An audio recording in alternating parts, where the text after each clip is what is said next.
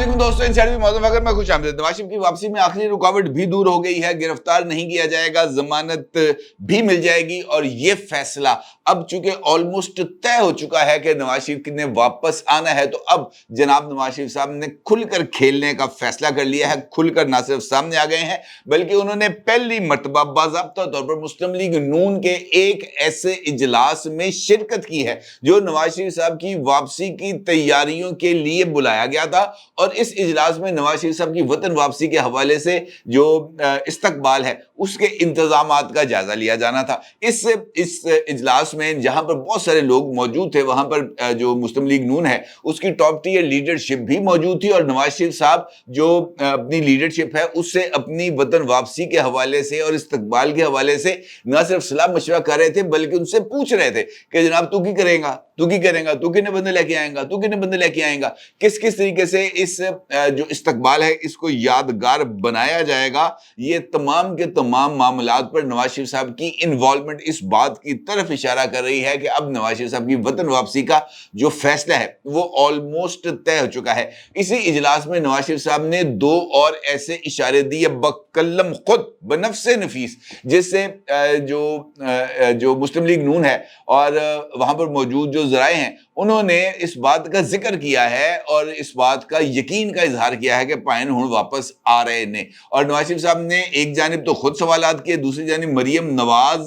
के साथ मुख्तलिफ लीडर्स को अटैच की और उन्होंने मरियम नवाज को मुख्तलिफ मामलात पर रिपोर्ट करने की भी हिदायत दी। और इसीलिए मरियम नवाज साहिबा बहुत जल्द यानी अगले एक दो रोज में वो सिंध भी जाने वाली हैं, जहां पर वो मुस्लिम लीग नून के वर्कर्स कन्वेंशन से खिताब भी करेंगी और वहां पर नवाज शरीफ साहब की वतन वापसी के हवाले से मुस्लिम लीग नून के जितने भी वोटर सपोर्टर मौजूद हैं उनको मोटिवेट भी करेंगी कि वो नवाज शरीफ साहब के इस्तकबाल के लिए लाहौर जरूर तशरीफ लाएं। इसके साथ साथ नवाज शरीफ साहब ने खुद इस बात का इशारा भी दिया, वहां पर मौजूद मुख्तलिफ लोगों ने जब उनसे पूछा कि जनाब पायन तुम कदों वापस आ रहे हो, तो नवाज शरीफ ने शहबाज शरीफ साहब को की तरफ इशारा करते हुए या उनका बाजू पकड़ते हुए कहा कि शहबाज शरीफ साहब बहुत जल्द लंदन के अंदर एक प्रेस कॉन्फ्रेंस करेंगे और उस प्रेस कॉन्फ्रेंस में मेरी वतन वापसी की तारीख का ऐलान करेंगे। यानी शहबाज शरीफ साहब को एक बहुत बड़ा और बहुत इंपॉर्टेंट टास्क मिल गया है नवाज शरीफ साहब की वापसी के हवाले से। और इस बात का ये मतलब भी है कि अब शहबाज शरीफ साहब, इसहाक डार साहब नवाज शरीफ साहब के दाएं बाएं ही होंगे जब तक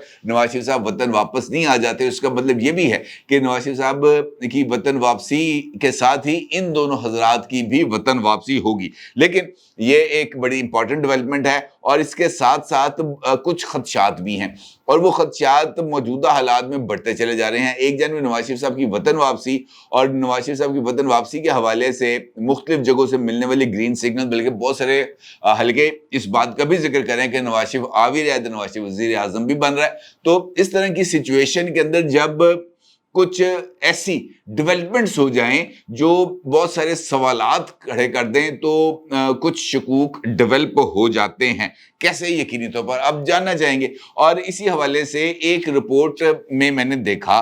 बड़े सीनियर जर्नलिस्ट लाहौर के मुबशर बुखारी साहब,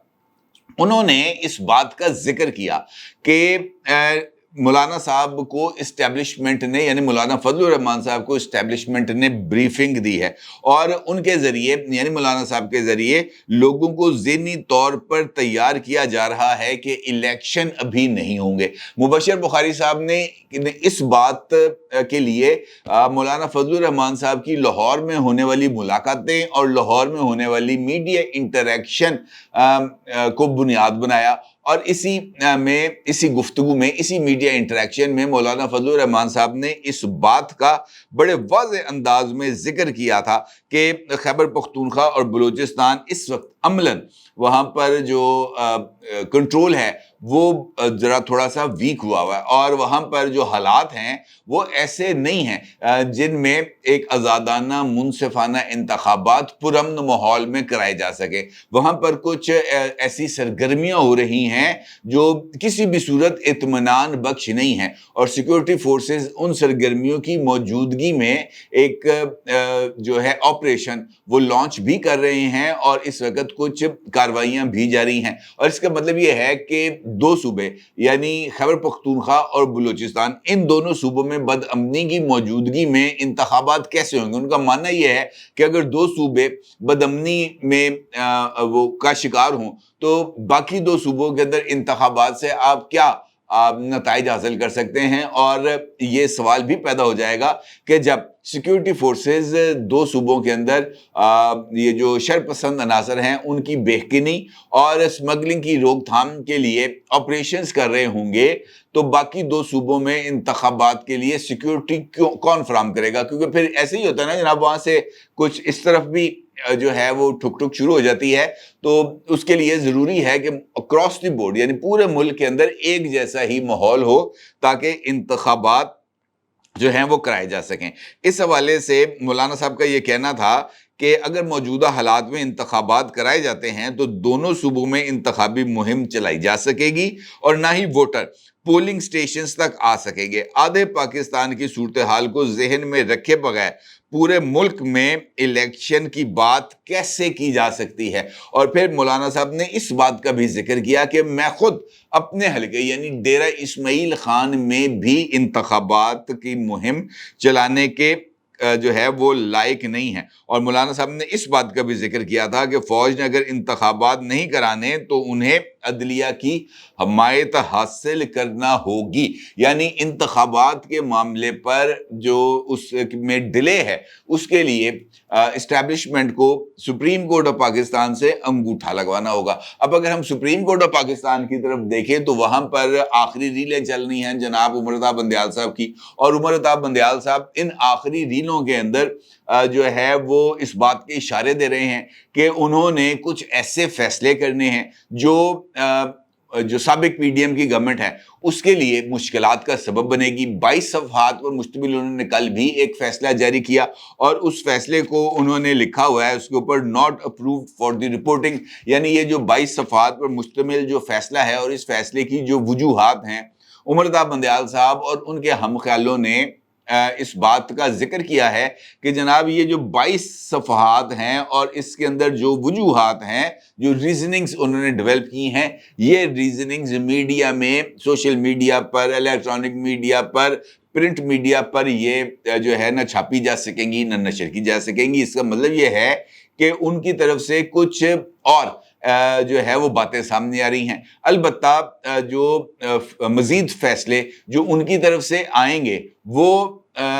ये जो सूरत हाल है इसको मजीद खराब करने का भी सबब बन सकते हैं। अलबत्ता इंतखाबात के हवाले से अगर मैं आपसे जिक्र करूं तो ये बात मौजूद है कि एक पिटीशन इस हवाले से सुप्रीम कोर्ट ऑफ पाकिस्तान में दायर हो चुकी है जिसमें 90 दिन के अंदर इंतखाबात कराने की बात की है। अब इस दरखास्त को अगर एडमिट किया जाता है,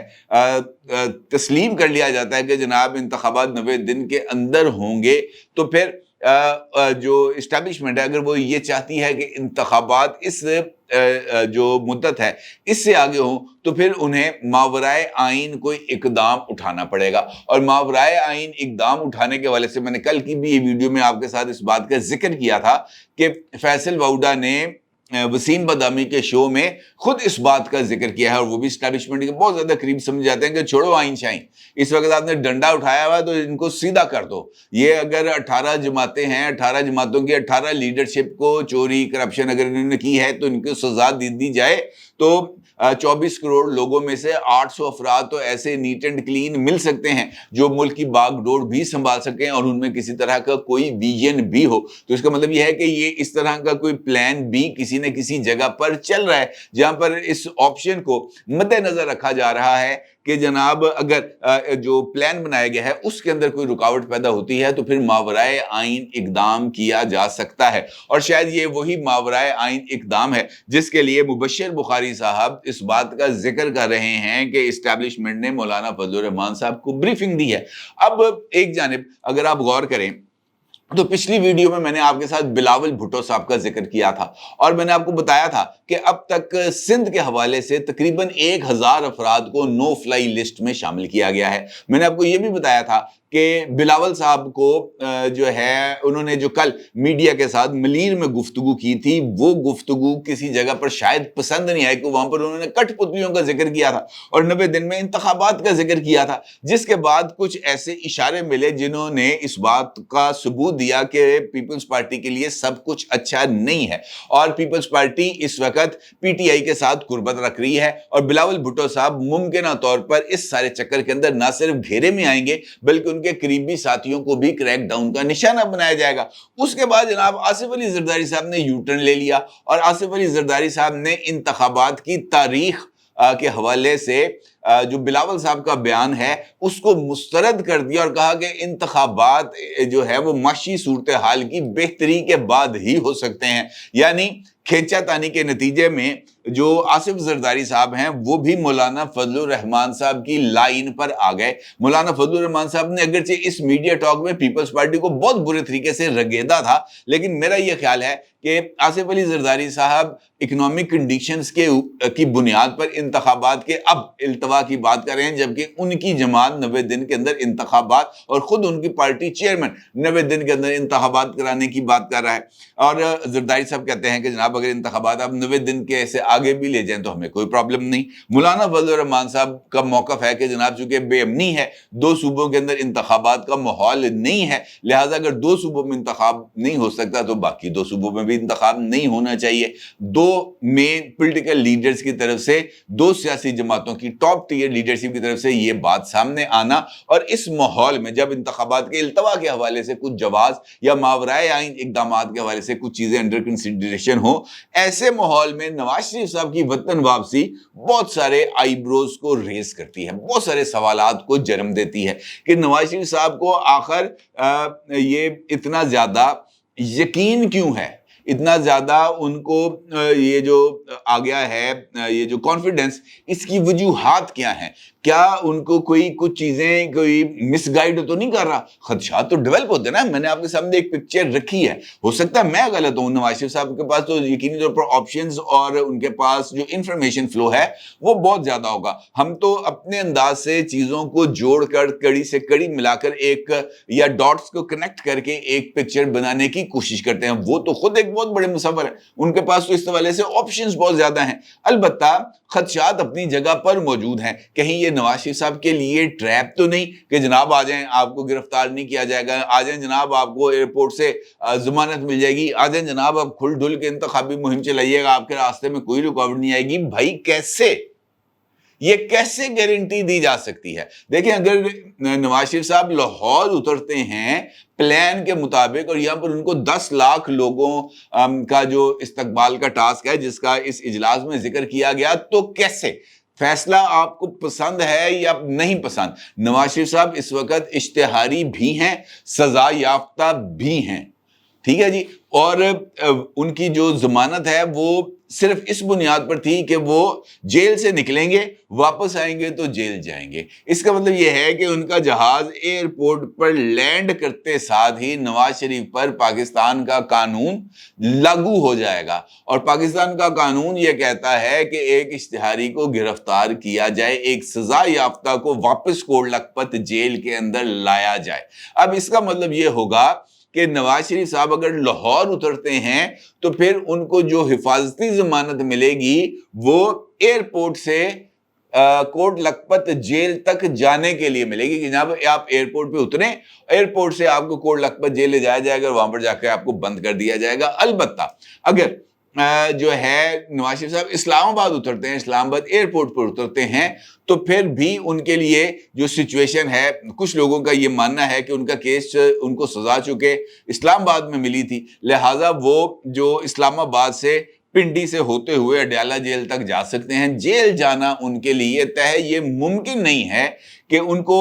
جو ہے پہلے ہی ایسی ضمانت دے دی جائے جہاں پر ان کو گرفتار نہ کیا جائے، پہلے ان کو سرنڈر کرنا پڑے گا اور اس کے بعد ان کو ضمانت مل سکتی ہے، سرنڈر کیے بغیر ضمانت نہیں مل سکتی۔ اس کا مطلب یہ ہے کہ یہ بات تو طے ہے کہ نواز شریف صاحب نے آتے ساتھ جیل میں جانا ہے، اور جیل میں جانے کے بعد क्या हालात डेवलप हों, ये एक इंपॉर्टेंट सवाल है, क्योंकि जो कुछ होना है इसी महीने डेढ़ महीने के अंदर होना है। इसी महीने डेढ़ महीने के अंदर बहुत सारे फैसले होने हैं। ये बात जरूर है कि नवाज शरीफ साहब की वतन वापसी तक ये जो मुमकिन तौर पर तारीख दी जा रही है 15 अक्टूबर तक जो मंजर है वो खासी हद तक साफ हो जाएगा, बहुत सारी धुंध छट जाएगी और जस्टिस काजी फाइज ईसा साहब भी जो है वो चीफ जस्टिस बन चुके होंगे। लेकिन जस्टिस काजी फाइज ईसा साहब का चीफ जस्टिस बनने का मतलब ये नहीं है कि वो नवाज शरीफ के लिए जो रिलीफ है उसके दरवाजे खोल देंगे, नवाज शरीफ के लिए रिलीफ की सुनामी आ जाएगी। जो लोग काजी फाइज ईसा साहब को जानते हैं वो इस बात का भी यकीनी तौर पर जिक्र करते हैं कि वो सिर्फ और सिर्फ आइन और कानून की बात करते हैं, वो उससे बढ़कर किसी को कोई रिलीफ नहीं देंगे। और मेरा नहीं ख्याल कि मुस्लिम लीग नून को इन तमाम पहलुओं को नजरअंदाज करना चाहिए, क्योंकि मुझे ऐसे लग रहा है कि हैं कवाकिब कुछ और नजर आ रहे हैं कुछ। अपनी राय को जरूर इजहार कीजिएगा। आपको बहुत शुक्रिया। अल्लाह हाफ़िज़।